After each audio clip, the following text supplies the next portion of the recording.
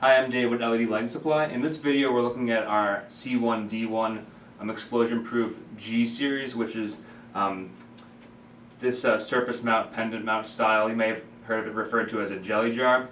And let's get into it, and I'll go over all the key features and benefits of this unit. So this is the 40 watt Class G, or Series G as we call it.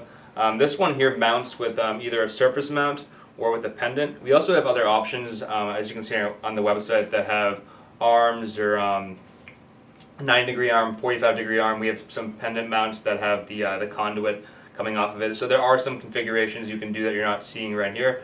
But this is a Class 1 Division 1 fixture, so that's where any kind of flammable material, if it's liquid or gas, is going to be present most of the time, where you may have some kind of explosion that could likely happen, so you want to be fully protected. So the housing on this is copper-free aluminum, because copper is a good conductor.